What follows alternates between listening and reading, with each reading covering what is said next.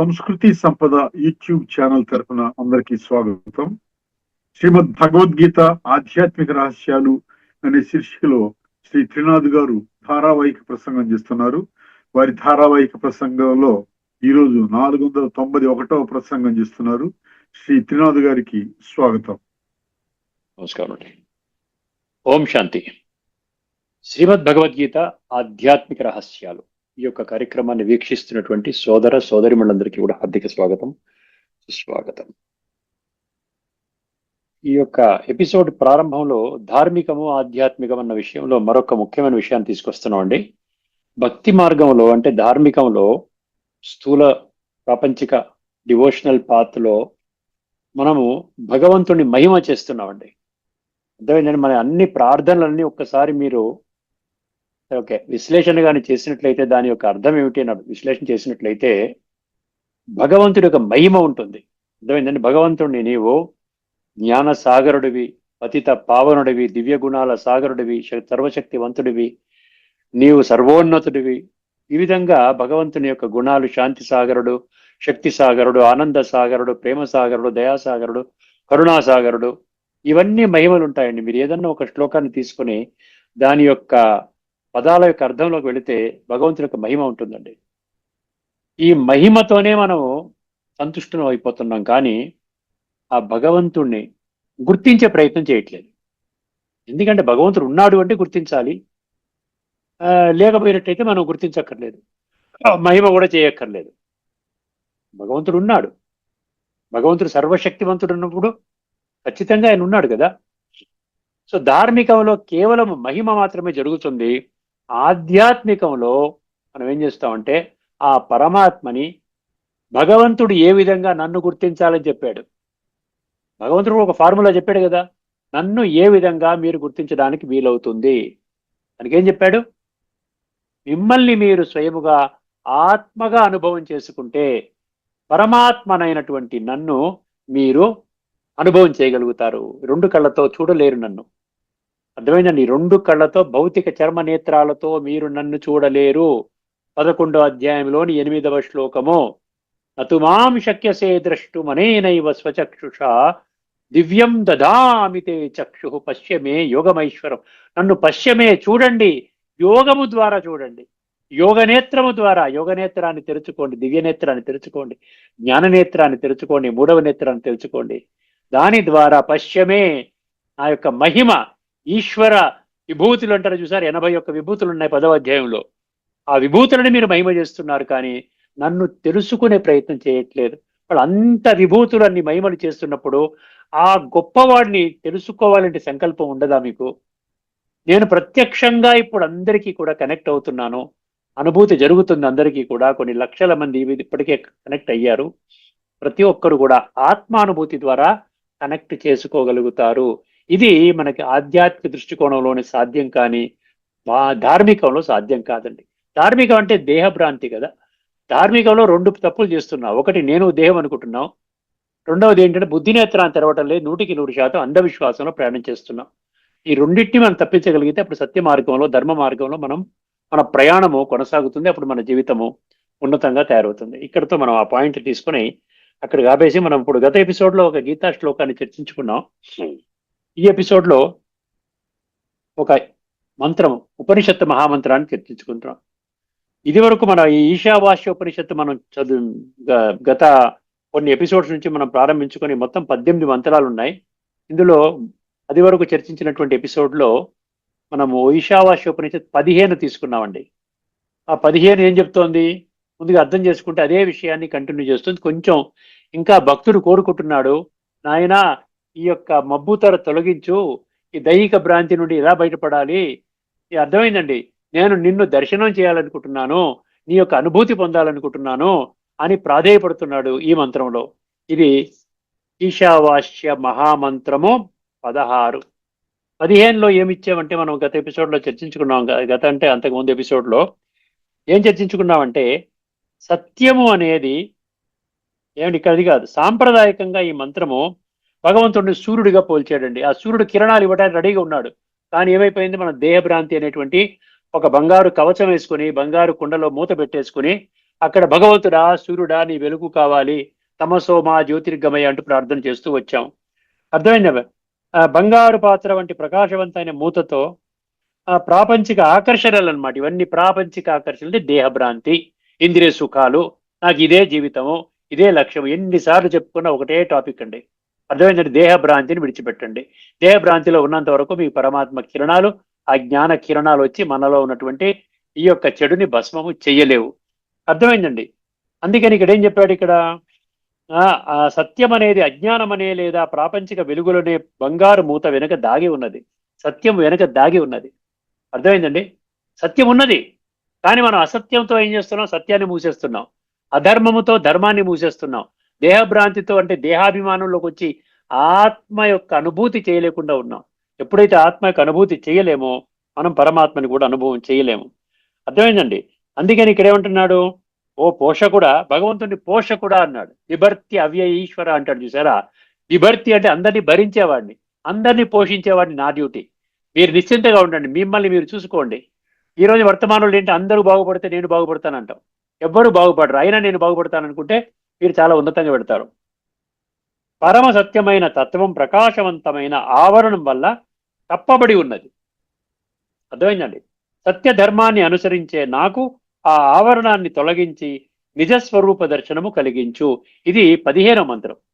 ఎందుకంటే 15వ మంత్రం కంటిన్యూషన్ అన్నమాట. ఇప్పుడు 16వ మంత్రం మనము ఇందులో అర్థం చేసుకుని ప్రయత్నం చేద్దామండి. ముందుగా మంత్రం: పూషణ్యే కర్షే యమ సూర్య ప్రాజాపత్య వ్యూహ రశ్మీన్ సమూహ తేజో యత్తే రూపం కళ్యాణతమం తత్త పశ్యామి యో అసావసౌ పురుష సో అహమస్మి. ఇది శ్లోకం అండి, ఇది మంత్రం. దీని మీనింగ్ ఏంటి ఒక్కసారి గమనించినట్లయితే ఇక్కడ ముఖ్యంగా భగవంతుడిని 5 పేర్లు పెట్టాడు. 5 పేర్లు పెట్టాడు. 5 అంటే 5 పదాలతో వర్ణించాడు. ఒకటి పూషన్ అన్నాడు. పూషన్ అంటే పోషించేవాడు, భరించేవాడు, శక్తినిచ్చేవాడు, పోషకుడా, సమస్తాన్ని పోషించేవాడా. చూసారా? జాగ్రత్తగా అర్థం చేసుకో, చాలా సులభం అండి. ముందు మనకి ఏంటంటే అర్థంలోకి వెళ్ళాలి. అర్థంలోకి వెళ్ళకుండా ఊరికైనా పఠన పారాయణ శ్రవణ ప్రచారం దానివల్ల లాభం. అర్థమైంది? ఇప్పుడు భగవద్గీత ఆధ్యాత్మిక రహస్యాలు తెలుసుకున్నాం కాబట్టి మనకి ఇవన్నీ ఈజీగా అర్థమవుతున్నాయి. ఇప్పుడు ఎక్కడండి? మొత్తం అంతా ఆల్మోస్ట్ కవర్ చేసాం మనం భగవద్గీత. ఇంకా కొన్ని ఎపిసోడ్స్తో ఆ భగవద్గీత అయిపోతుంది. అంటే మూల సారం ఏంటి? నేను ఒక ఈ జడమైన శరీరాన్ని కాను, నేను ఒక చైతన్యమైనటువంటి ఆత్మస్వరూపాన్ని. శరీరానికి తండ్రి ఉన్నట్టే ఆత్మకి తండ్రి. పితా అహం జగతః. అర్థమైందండి? సో పరమాత్మ నుండి మనకి ఏమి లభిస్తాయి? పరమాత్మని ఎప్పుడు కూడా అవగుణాల సాగరుడు అనలేదు, దివ్య గుణాల సాగరుడు, సర్వశక్తివంతుడు. సో గుణాలు శక్తులు మనలో ప్రవహిస్తాయి. దానినే ఏమన్నాడు? రాజయోగము అన్నాడు. 93 శ్లోకాల్లో యోగము యోగము యోగము యోగం. బ్రహ్మ విద్యాయాం యోగ శాస్త్రే. ప్రతి అధ్యాయం చివరన యోగము. అర్జున విషాద యోగం నుండి మోక్ష సన్యాస యోగం వరకు అన్ని అధ్యాయాల పేర్లు యోగము యోగము యోగము యోగము యోగం. మనం యోగాన్ని విడిచిపెట్టి యుద్ధము యుద్ధము యుద్ధము యుద్ధము యుద్ధం. అందువల్ల భగవద్గీత నుంచి డిస్కనెక్ట్ అయిపోయాం మనం. భగవంతుడు చెప్పిన భగవంతుడు నా కొరకే సందేశం ఇచ్చాడు, మర్చిపోయాం. అర్థమైందండి? ఎన్నిసార్లు చెప్పుకొని ఇది ఒకటే విషయం అండి. భగవద్గీత సారము 3 ముక్కల్లో చెప్పచ్చు. మన్మనాభవ అన్నాడు. అందుకని ఇక్కడ ఏమంటున్నాడు? పూషన్ అంటే పోషకుడా. ఎందుకన్నాడు పోషకుడా అని? అందరినీ పోషించే బాధ్యత నాది, మీకెందుకు? ఏమండి? వాడు మారితే నేను మారుతాను, వీడు మారితే నేను మారుతాను, వాడు ఎవ్వడు మారడు. నీ సంగతి ఏమిటి? నీవు కూడా శరీరాన్ని ఏదో ఒక టైంలో చాలించేస్తావు కదా. అసంపూర్ణంగానే చాలించేస్తావా? ఆత్మజ్ఞానం పొందకుండానే చాలించేస్తావా? భగవంతుడు అడుగుతున్నాడు. అందుకనే ఉన్నాడు పూషన్ అంటే ఓ పోషకుడా. రెండవది ఏకర్షే అన్నాడు. ఏకర్షే అంటే ఏకంగా ప్రయాణించేవాడా. భగవంతుడు ఒక్కడే భగవంతుడు అండి. సమస్తాన్ని దర్శించేవాడా. ప్రపంచం మొత్తాన్ని 850 కోట్లు, ఈ ప్రకృతి వ్యవహారం మొత్తం అందరినీ ఆ విధంగా దర్శించేవారు ప్రపంచంలో ఒక్కరే, భగవంతుడే దర్శిస్తాడు. దేవీ దేవతలు కానీ దేహదారులు ఎవరు కూడా ఒక్క జన్మకి మాత్రమే. ఇప్పుడు నేను కూడా దేహదారిని. నేను ఏం దర్శిస్తాను? ఇప్పుడు నా ఎదురుగుండా ఉన్న భార్య బిడ్డను దర్శిస్తాను, ఇల్లు చూస్తాను, నాకు వాహనం ఉంటే వారు, నా ఎదురుగుండా కలిసే మిత్రులను దర్శిస్తాను. అంతేగాని గత జన్మలో ఏమైంది, రాబోయే జన్మలో ఎక్కడికి వెళ్తాను, నా పురుషార్థం ఎలా ఉంది, ఇవేం దర్శించలేనండి. కానీ భగవంతుడు కాలచక్రం అవతల ఉంటాడు కాబట్టి మొత్తం అంతా చక్రాన్ని మొత్తం చూస్తాడు. సత్య, త్రేత, ద్వాపర, కలి అందరి గురించి నాకు తెలుసు అంటాడు. 7వ అధ్యాయం 26 రాసుకోండి. ఇప్పటికే చాలాసార్లు చెప్పాను. వేదాహం సమతీతాని వర్తమానాని చ అర్జున భవిష్యాని చ భూతాని మాం తు వేద న కశ్చన. నా గురించి ఎవ్వరికీ తెలియదు, నాకు మాత్రం అందరి గురించి తెలుసు. ఎంత స్పష్టంగా చెప్పాడు చూడండి. అందుకని ఇక్కడ ఏమన్నాడు, ఏకర్షే, నేను ఒక్కనే భగవంతుడిని. అర్థమైంది. ఒకటి పూషన్ అన్నాడు, ఏకర్షే. రెండవది యమ అన్నాడు. అమ్మ బాబు ఇది చాలా డేంజర్. యమధర్మరాజు యమ అంటారు. యమ అంటే కొన్ని పద్ధతులు పెట్టేశాడు, కొన్ని నిబంధనలు పెట్టాడు, కొన్ని ఫార్ములాలు పెట్టాడు. దీని ప్రకారంగా మీ జీవితాన్ని ఉన్నతంగా చేసుకుంటారా, లేక ఈ ఫార్ములాని విస్మరించి మీ జీవితాన్ని పాడు చేసుకుంటారా, మీ ఇష్టం. అందరికీ ఒకటే ఫార్ములా. టాటా బిర్లా గొప్పగా ఉన్నారండి, వాళ్ళకి ఏదో ముందు పెట్టడము, అమెరికా నుంచి వచ్చారు కదా అని వాళ్ళకి ఏదో సైడ్ నుంచి ఏదో రికమెండేషన్ లెటర్ పట్టుకొచ్చారని, వాళ్ళకి ఏదో ఇక్కడ ఉంటాయి భౌతికంగా. ఇక్కడ మన దేవాలయాలకు వెళ్తే అక్కడ ఏమన్నా రికమెండేషన్ లెటర్ ఉంటే పనికొస్తుంది. కానీ ఇక్కడ భగవంతుడు ఏమంటున్నాడు, నేను కర్మ సిద్ధాంతాన్ని పెట్టాను. శ్రేష్టమైన కర్మ చేసుకో, నీ కర్మ ఫలితం లేకుండా చేసుకో, నీ కర్మలు నా యొక్క ధర్మ సంస్థాపన కర్తవ్యాన్ని సమర్థించే విధంగా చేసుకో. నీ యొక్క కర్మ, ప్రతి కర్మ అది మంచి గాని చెడు గాని ఈ యోగము అనే దాంట్లో నీకు ఫిల్టర్ అవుతుంది.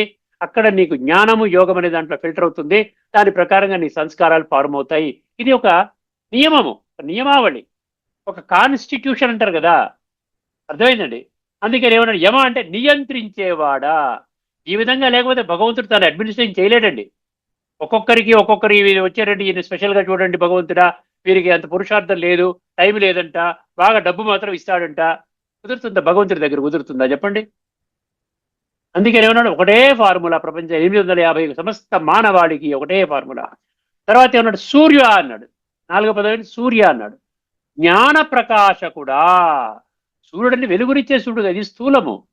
సూర్యుడు, సూర్య దేవతాయనం ఇవన్నీ అంటాం మనం. కానీ ప్రాక్టికల్గా ఆలోచిస్తే అది ఒక పెద్ద ట్యూబ్లైట్ అనమాట. డే టైం ఒక పెద్ద ట్యూబ్లైట్, రాత్రికి ఒక చంద్రుడు అనే ఒక చిన్న ట్యూబ్లైట్, నక్షత్రాలు ఇంకా చిన్న చిన్న బల్బులు, 0 వాట్ బల్బులు అనుకోండి. ఇంతే. మనం అజ్ఞానంలో పడిపోయి అసలు ఎవరు దేవీ దేవతలు, ఎవరు భగవంతుడు, ఎవరు ఈ విధంగా ఉన్నటువంటి తత్వాలతో ఉన్నటువంటి వాళ్ళు, వాయువు దేవత, ఈ అగ్ని దేవత అంటున్నాం కదా. ప్రతిదానికి బుద్ధినేత్రం తెరుచుకోవాలి. ప్రతి దానికి ఏది కూడా అంధవిశ్వాసానికి అసలు అవకాశం లేదండి. దేహధారి భగవంతుడు కాదు అంటే కాదు, అంతే. మళ్ళీ దేహధారి భగవంతుడు అనుకున్నారంటే మీరు అజ్ఞానంలో ఉన్నారు. అందుకే ఏమంటాడు, సూర్య అంటే జ్ఞాన ప్రకాశకుడా. తర్వాత ప్రాజాపత్య అన్నాడు. ప్రాజాపత్య, దీని ప్రజాపతి అంటారు. అర్థమైంది. ఏమన్నాడు ఇక్కడ, ప్రజాపతి సంబంధమైన వాడా అంటే సృష్టికి మూలకారకుడా. అంటే సృష్టికి పరమాత్మ ఈ సృష్టి మీద ఎలా వచ్చాడు, ప్రజాపిత బ్రహ్మ అనే ఒక సాధారణ మనిషికి ఆ విధంగా నామధేయం చేసి, దాదా లేఖరాజ్ అనే ఒక సాధారణ వృద్ధ మానవ శరీరములో వారికి 60 సంవత్సరాలు ఉన్న వయసులో ఈ పరమాత్మ ప్రవేశించి ఈ విధంగా జ్ఞానం చెప్పడం జరిగింది. 93 సంవత్సరం తర్వాత ఆయన శరీరం విడిచిపెట్టారు. ప్రజాపిత బ్రహ్మ అని పెట్టాడు. ఎందుకు వచ్చాడు, నేను జ్ఞానం చెప్పాలంటే నాకు శరీరం లేదు కాబట్టి నాకు శరీరము కావాలి. ఎందుకు శరీరం కావాలి, జ్ఞానం చెప్పాలి. ఎందుకు జ్ఞానం చెప్పాలి, ఎందుకంటే సంస్కారాల పరివర్తన చెయ్యాలి. అందరూ కుళ్ళిపోయి ఉన్నారు, తమో ప్రధానంగా మారిపోయారు, కలియుగం యొక్క ఆఖరి దశలో ఉండిపోయారు. ఇప్పుడు నేను ఈ కాలచక్రం అనుగుణంగా, కాలం అయితే ఆగదు కదండి, కాలం ఆగదు.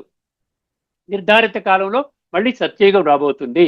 మళ్ళీ సత్యయుగంలో నివాస యోగ్యులైన దైవీ సంస్కారాలతో కూడుకున్న మనుషుల్ని తయారు చెయ్యాలి కదా.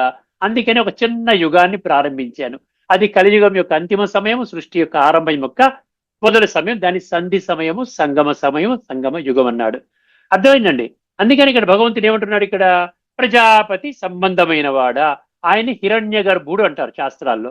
హిరణ్య గర్భ అంటే, హిరణ్య అంటే బంగారు, గర్భము అంటే యోని, అది పెద్ద భూమి అనమాట. బ్రహ్మ ముఖము నుండి భగవంతుడు పలికిన మహావాక్యాల ద్వారా శూద్రుల నుండి బ్రాహ్మణులుగా తయారవుతారు. మళ్ళీ బ్రాహ్మణులే దేవతలుగా సత్యయుగంలోకి వెళతారు. ఇది ఆ సీక్రెట్ అనమాట. తర్వాత ఏమైనా 5 పేర్లు పెట్టి గుర్తుంది కదా, పూషన్, ఏకర్షే, యమ, సూర్య, ప్రాజాపత్య. ఇది 5 పేర్లు.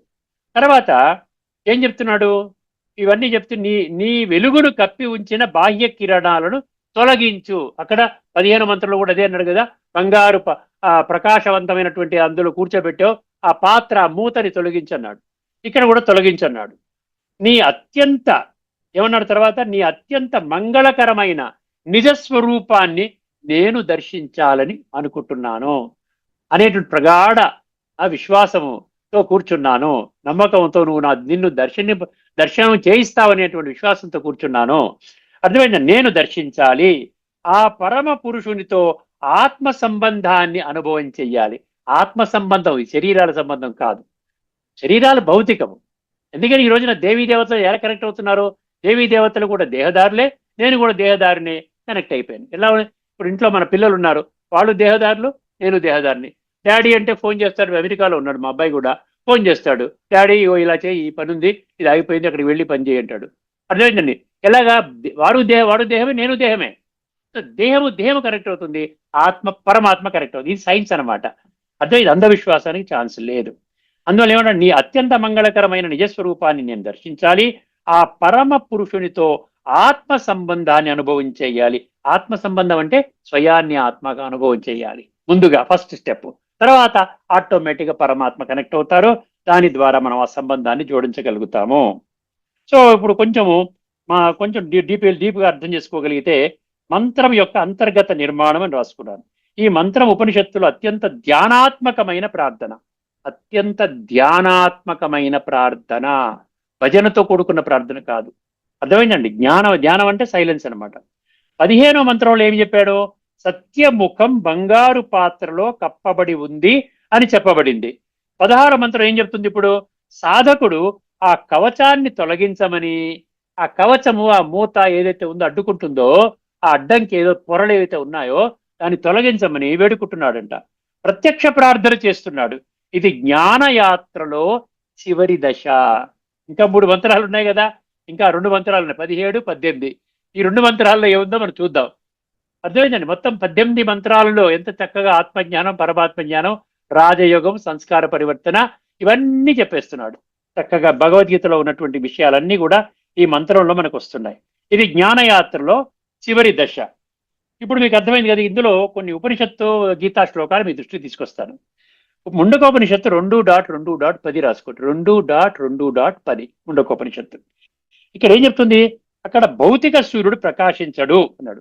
భౌతిక సూర్యుడు విషయం కాదు అని చెప్పాడు. ఎందుకంటే ఇక్కడ సూర్య అని పదం పెట్టాడు కదా, కాబట్టి సూర్య అంటే ఆ సూర్య అనుకోతున్నా నాయన. సూర్య అంటే తేజోమయుడు, విశ్వాత్మలందరికీ ఒకటే సూర్యుడు కదా, ప్రపంచానికి ఒకటే సూర్యుడు కదా. నేను కూడా విశ్వాత్మలందరికీ ఒక్కడనే జ్ఞాన సూర్యుడిని, జ్ఞాన ప్రకాశాన్ని అందించేవాడిని. మీకు నిజంగా అజ్ఞాన అంధకారం పోవాలంటే, జ్ఞానం కావాలంటే కేవలం నా దగ్గరికి మాత్రమే రావాలి. అందుకని ఏమన్నాడు? ఇంకో పదము ఏకర్షే అన్నాడు. నేను ఒక్కడే భగవంతుడు. అర్థమైందండి? ప్రపంచంలో ఇంకెవరైనా చెప్పగలుగుతారా? ఏ దేవతనే చెప్పిందా నేను ఒక్కడనే భగవంతుడిని? ఏ సాధు సన్యాసి చెప్పారా నేను ఒక్కడనే భగవంతుడిని? ఏ ధర్మస్థాపకుడని చెప్పాడా నేను ఒక్కడనే భగవంతుడిని? చెప్పలేదు. ప్రతి ఒక్కరు వాళ్ళు వచ్చి వాళ్ళు విద్యుక్త ధర్మం ప్రకారం వాళ్ళు చేసుకుంటూ వెళ్ళిపోతున్నారు. కానీ ఒక భగవంతుడు మాత్రమే చెప్తున్నాడు, నా ఒక్కరి శరణు మాత్రమే పొందండి అంటాడు. సర్వధర్మాన పరిత్యజ్య మామేకం శరణం వ్రజ. అందుకనే ముండకోపనిషత్తు 2.2 అదేనమాట. సూర్యుడు అంటే జ్ఞాన సూర్యుడు. ఇక్కడ సూర్యుడికి కూడా వెలుగు నేనే ఇచ్చాను అన్నాడండి.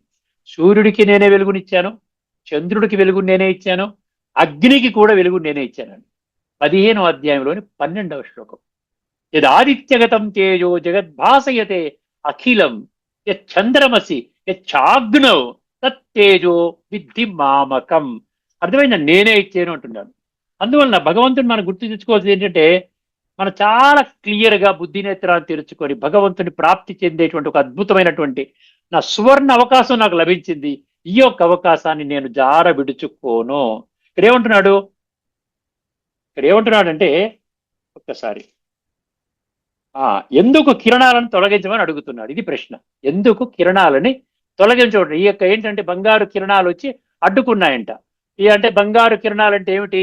ఇంద్రియ సుఖాలు, ప్రాపంచిక విషయాలు, వస్తు వైభవాలు, వజ్ర వైడూర్యాలు, పేరు ప్రతిష్టలు, కీర్తి ప్రతిష్టలు, ఈ యొక్క దైహికంగా నేను ఇంత గొప్పవాడిని, నేను ఇంత ధనవంతుడిని, ఇంత సంబంధాలు ఉన్నాయి, ఇవన్నిటిని ఇది బంగారు కిరణాలతో పోల్చాడు. తొలగించమంటున్నాడు. భగవంతుడు తొలగించమని చెప్తున్నాడు. ఎందుకంటే మనకు తెలియదు, మనం ఎలా తొలగించుకోవాలో తెలియదు. అందుకని ఏమంటున్నాడు ఇక్కడ? ఇంద్రియ జ్ఞానము, ప్రకృతి మాయ, దేవతా భావనలు, రూపాలు, ప్రకాశాలు, ఆధ్యాత్మిక అనుభవాల మోహము, ఇవి అన్ని పరబ్రహ్మాన్ని కప్పే ఆధ్యాత్మిక పొరలు. నేను దేహం అనుకోవటం, దేవీ దేవతలు భగవంతుడు అనుకోవటం, సాధువులు సన్యాసులు భగవంతుడు అనుకోవటం, ధర్మస్థాపకులు భగవంతుడు అనుకోవటం, అర్థమైన స్థూల ప్రపంచంలో జీవించడమే ఏకైక లక్ష్యం అనుకోవటం, ఇవన్నీ కూడా అజ్ఞానంతో కూడుకున్నవి అని చెప్తున్నాడు భగవంతుడు. అర్థమైందండి? దానిని తొలగి, అందుకని ఏమని చెప్పాడు ఇక్కడ? కఠోపనిషత్తు 2:3-9 రాసుకోండి. 2.3.9 కఠోపనిషత్తు ఏం చెప్తుంది? పరమాత్మ సూక్ష్ముడు, పరమాత్మ సూక్ష్మ రూపం, జస్ట్ ఒక డాట్. ఆత్మ ఎలాగైతే డాట్, పరమాత్మ కూడా డాట్. అర్థమైందండి? ఇంద్రియాలతో కనిపించడు, అందుకే సాధకుడు ప్రార్థిస్తున్నాడు, ప్రకాశం కూడా అడ్డుగా మారుతుంది, దానిని కూడా తొలగించు. ఇది చాలా గొప్ప ఉపనిషత్తు సూత్రము. అజ్ఞానం మాత్రమే కాదు, జ్ఞానం అనే ఆవరణ కూడా తొలగాలి. జ్ఞానం అనేటువంటి ఏంటంటే అజ్ఞానంతో కూడుకున్న జ్ఞానం, ఆత్మజ్ఞానము కాదు. ఆత్మనేత్రం తెరుచుకొని పరమాత్మని ఈ విధంగా గుర్తించే సంస్కార పరివర్తన రాజయోగ జ్ఞానం కాదు. అది ఏంటంటే శాస్త్రాల జ్ఞానము. అది కూడా అడ్డొచ్చేస్తుంది. నాకు అది తెలుసు, ఇది తెలుసు, విష్ణు సహస్రములు అందులో ఇలా ఉంది, వేదాలు ఇలా చెప్తాడు, ఉపనిషత్తు ఇలా ఉంది, గీతలో ఇలాగ ఉంది, రామాయణం ఇలా ఉంది, అన్ని కన్ఫ్యూజన్. ఇవన్నీ తీసేయమంటున్నాడు. అర్థమైందండి? ఆవరణ అంటే తొలగించమంటున్నాడు. తర్వాత ఏం చెప్పాడు ఇక్కడ? జ్ఞానం అనే ఆవరణ కూడా తొలగాలి. తర్వాత కళ్యాణతమం రూపం అన్నాడు ఈ శ్లోకంలో. కళ్యాణతమం రూపం అని వచ్చింది కదా.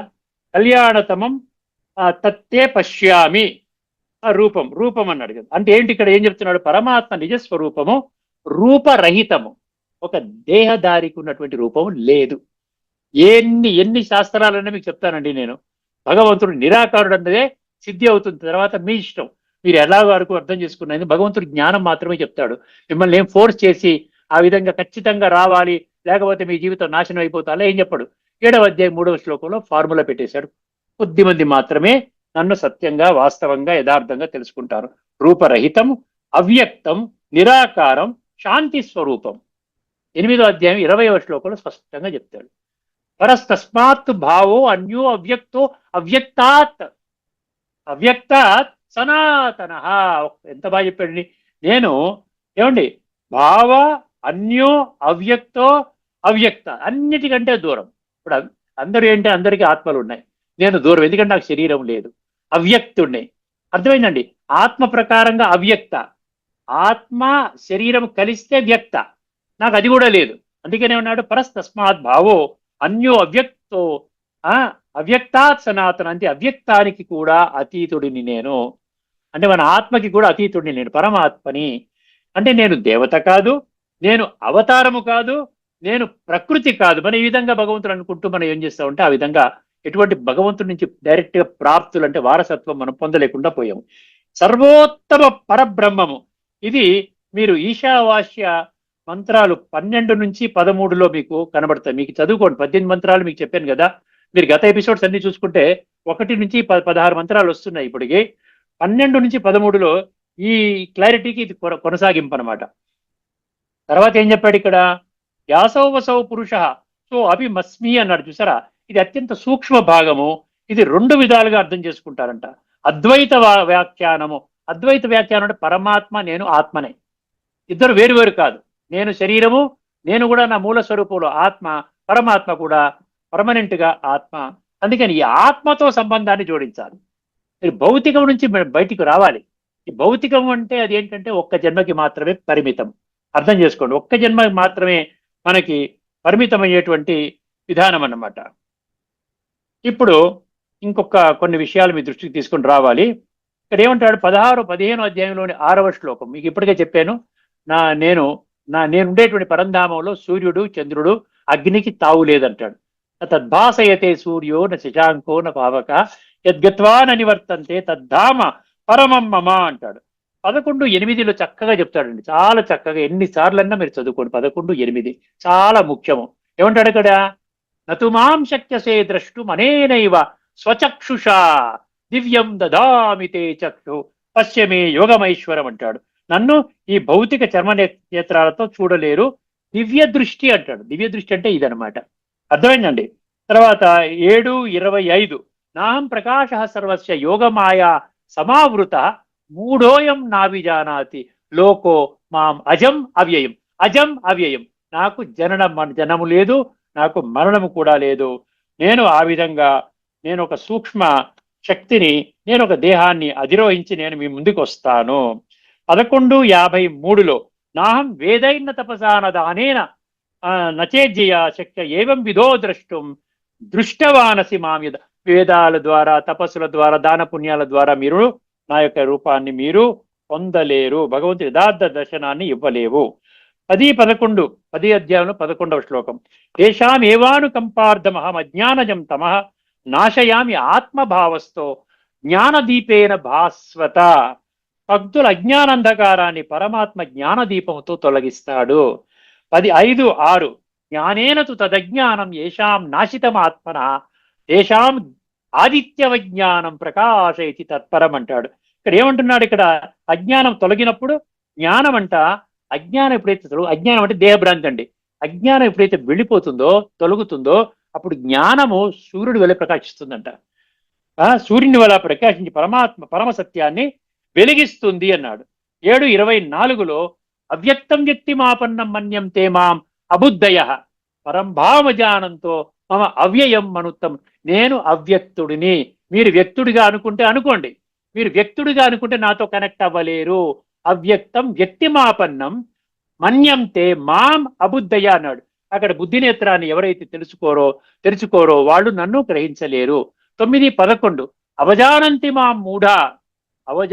మాం మూఢ మానుషిం తనుమాశ్రితం అన్నాడు. నేను మనిషి శరీరంలో వస్తాను నాయనా, నేను ఏ దేవతా శరీరంలో రాను, నేను కేవలం ఒక మనిషి శరీరంలో వస్తాను. పరంభావం అజానంత మమ భూత మహేశ్వరం, నేను సర్వాత్మని కంట్రోలర్ని, నేను నా పరమ భావము సృష్టి పరివర్తన కర్తవ్యము. ఆఖరిగా ఒక మంత్రం చెప్పి ముగిస్తానండి. రాసుకున్న పాయింట్ చాలా ఉన్నాయి.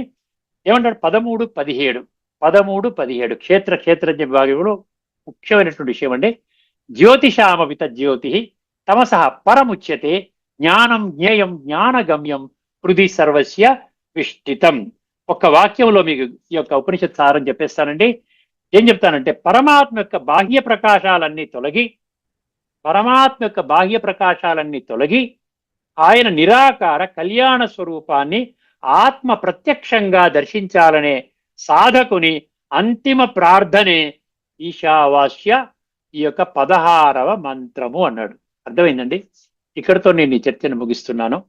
తదుపరి ఎపిసోడ్లో మీకు ఏం చేస్తానంటే 15, 16 ఈశావాస్య ఉపనిషత్తు 15 మరియు 16 ఈ 2 మంత్రాలు కూడా ఆల్మోస్ట్ ఏంటంటే ఆ యొక్క మబ్బు తెరని, ఆ యొక్క దైహిక భ్రాంతి తెరని తొలగించు అని చెప్పి అడుగుతున్నాడు కదా. సో 15, 16 రెండింటి యొక్క విశ్లేషణ చేసి రెండింటి మధ్య ఉన్న భేదాన్ని చర్చిస్తాను నేను. అర్థమైంది అన్నప్పుడు మీకు చాలా స్పష్టంగా మీకు అర్థమవుతుంది. తదుపరి ఎపిసోడ్లో మీకు అది చేసుకుందామండి. అంతవరకు సెలవు.